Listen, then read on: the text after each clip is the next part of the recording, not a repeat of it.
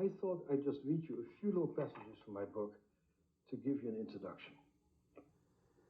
And this is how I got into traumatic stress. Chapter 1.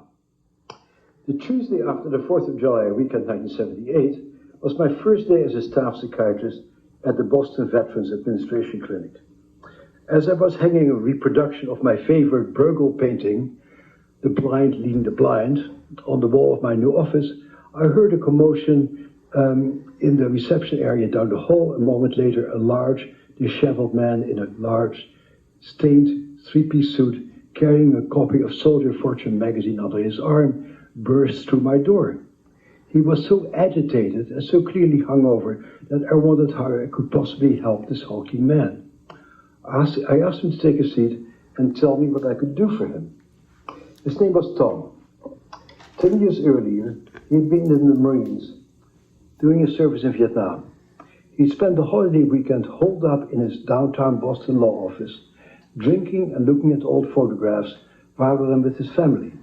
He knew from previous years' experience that the noise, the fireworks, the heat, and the picnic of his sister's backyard against the backdrop of dense early summer foliage, all of which reminded him of Vietnam, would drive him crazy. When he got upset, he was afraid to be around his family, because he behaved like a monster with his wife and his two young boys. The noise of his kids made him so agitated that he would storm out of the house to keep himself from hurting them. Only drinking himself into oblivion or riding his Harley Davidson into dangerously high speeds helped him to calm down. Nighttime offered no relief. His sleep was constantly interrupted by nightmares about the ambush in the rice paddy back in Nam, in which all of the members of his platoon were killed or wounded. He also had terrifying flashbacks in which he saw Vietnamese dead children. The nightmares were so horrible that he dreaded falling asleep. He often stayed up for most of the night, drinking. In the morning, his wife would find him passed out on the living room couch, and she and the boys had to tiptoe around him while she made him breakfast and take him to school. Then he tells me a long story about how his father had been a soldier for Patton in the Second World War, and somebody showed a picture of Patton today as an example of treatment of traumatic stress, and I said, I don't think so. Slapping soldiers for cowardice was not really the right treatment for post-traumatic stress. But his father was in the Battle of the Bulge in Christmas of 1944, and he was the only survivor of his platoon, and he came back, and all he thought about was his friends who had died in the Battle of the Bulge in 1944. And he never was nice to his kids, because he was always comparing his kids with his dead comrades. And now his son had eagerly enlisted in the army in order to gain his father's love, and the same thing was happening to him, and he was also once again preoccupied with his dead comrades. And he had nightmares. And so what the story is about is that I knew about nightmares because I've always been a part-time scientist, and I worked in a sleep lab, and I studied electrophysiology of nightmares. And so I heard his nightmares and gave him a drug to make his nightmares go away. He comes back a week later, and I triumphantly, as doctors do, expect him to be profusely grateful for the wonderful drugs I gave him. And I said, so how did the drugs work? How did my drugs work? And he said, I did not take your drugs because I realized that I need to have my nightmares because I need to be a living memorial to my friends who died in Vietnam. And that statement, which I can almost not say without becoming rather overwhelmed with feelings, was the opening of my career. Because I was so astounded that here was a person who, just like his father, got stuck on love. And we rarely think about love as being an antecedent of trauma. But this is something that we see pervasively throughout people's lives. If the people who you love as a little kid, and we're all programmed to love our parents, hurt you, this whole relationship to our parents who we love, who hurt us, becomes extremely complex and becomes very hard to move away. And so, as time went on and we learned more and more about biology, people started to talk more and more about trauma as a fear reaction. And indeed, the fear centers of the brain do get changed and do get activated. But what we tend to leave out is that as human beings, we are a connected species, that we all are interacting with each other, and that love is actually the glue that keeps our lives together, and a life without love has no meaning.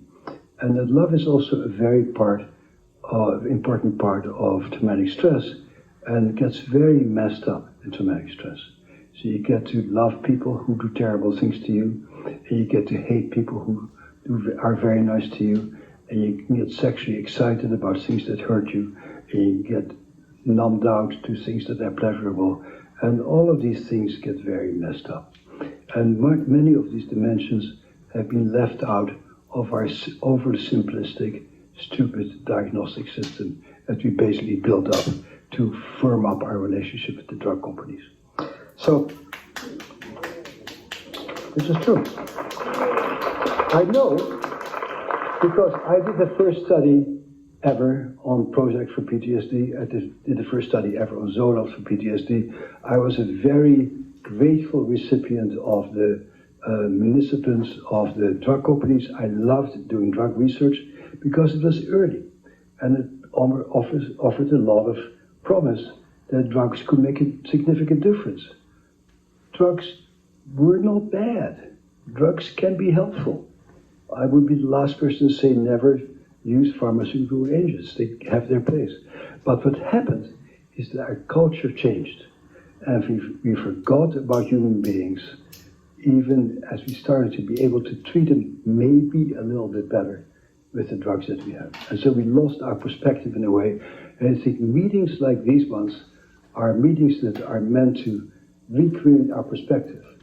But it's a very complex issue, because the people who are eager to change the perspective tend to be people who are low people on the totem pole. Now, it's a very interesting issue about hierarchy. In my world, the people on the highest level of prestige are rat researchers.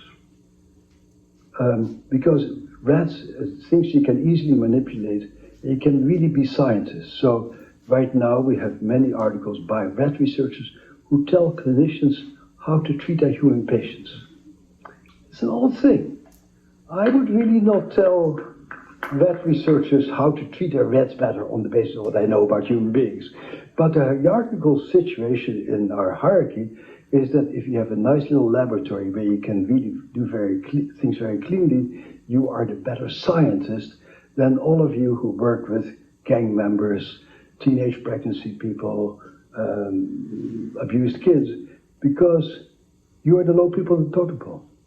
And so it's a very curious power issue.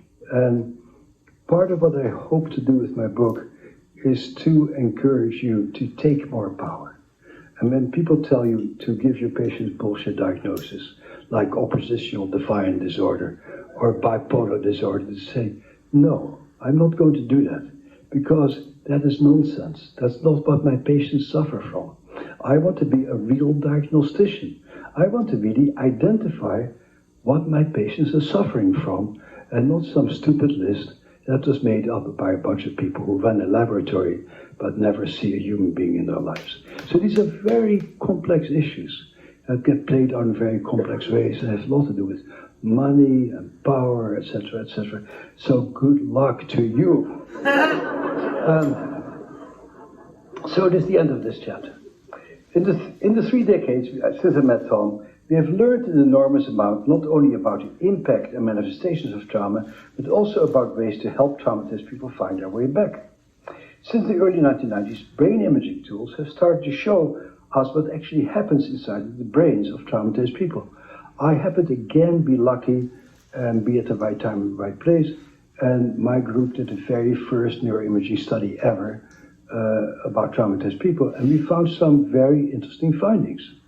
And what did we find on that first neuroimaging study is that when people remember their trauma, their whole frontal lobe goes offline. So the whole part of their brain that has to do with thinking, figuring things out, and telling you what's right and wrong, goes offline. The speech center of the brain goes offline.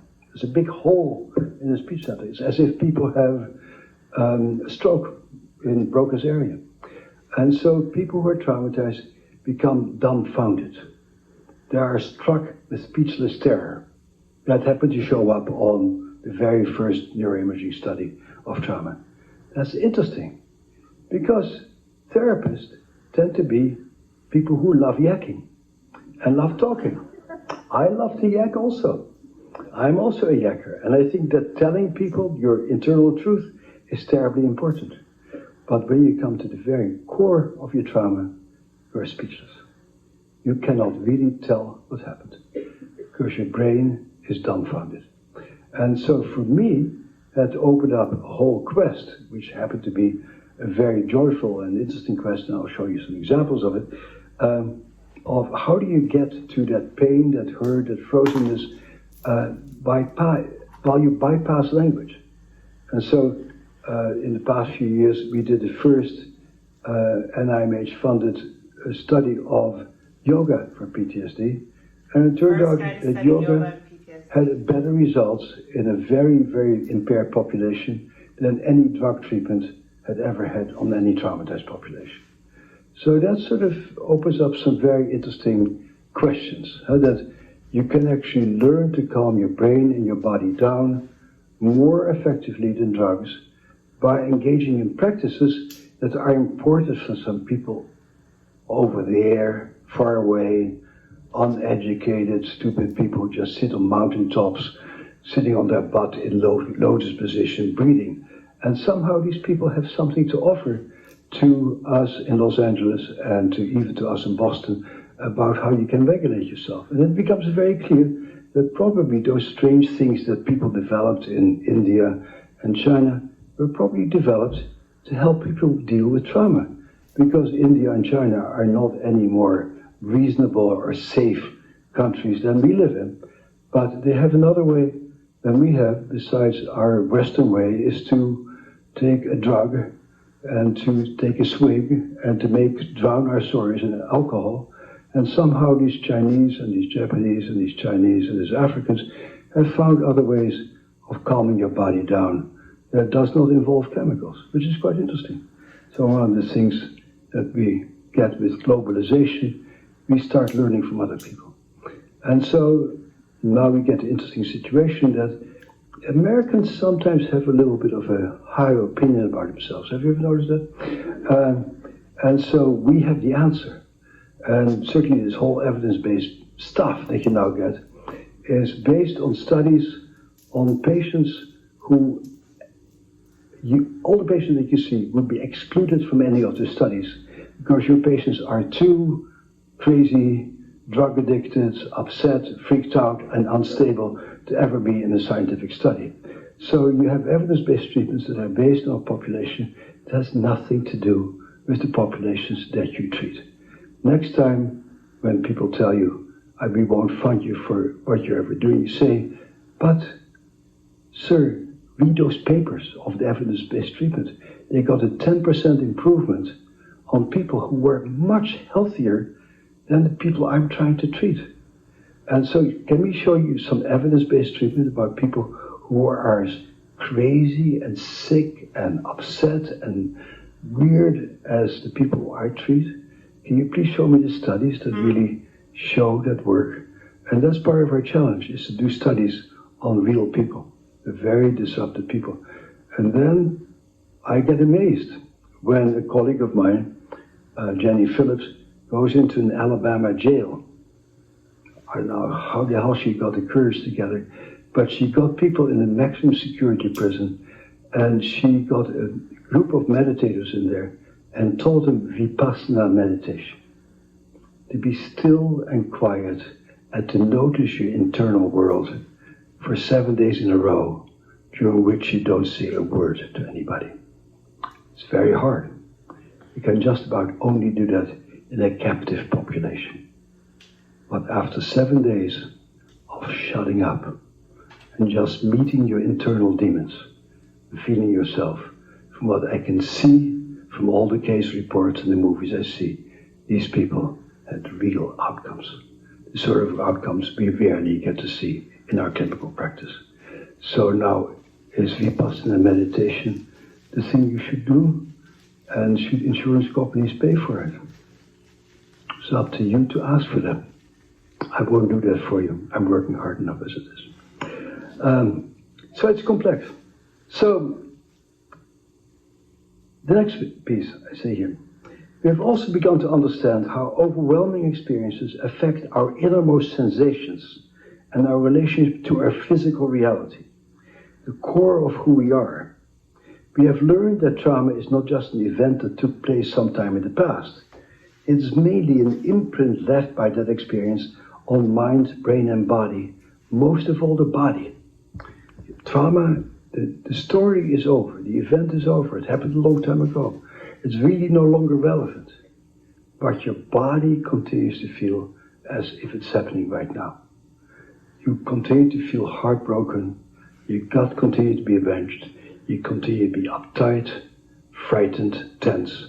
And you can say that's because of something terrible that happened in the past, but it doesn't matter. Because right now, when I talk with you over a cup of coffee, I'm terrified. And that's the issue, not the fact that my dad may have bitten me as a 4-year-old. Right now, I cannot have a cup of coffee with you because I start having diarrhea when I look at somebody. That's the issue. And so the trauma lives on in your body right now.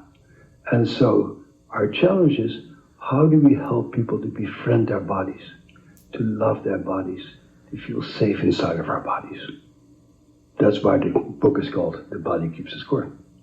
Trauma results in a fundamental reorganization of the way mind and brain manage perceptions. It changes not only how we think and what we think about, but also our very capacity to think.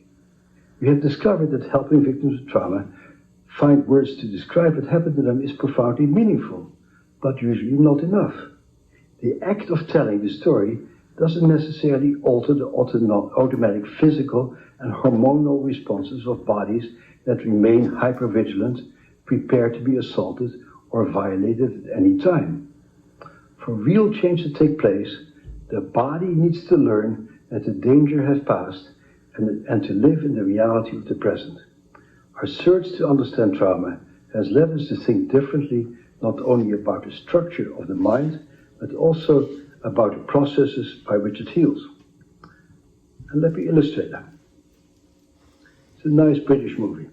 So it's an English soldier who was in Bosnia. Most people in America don't know about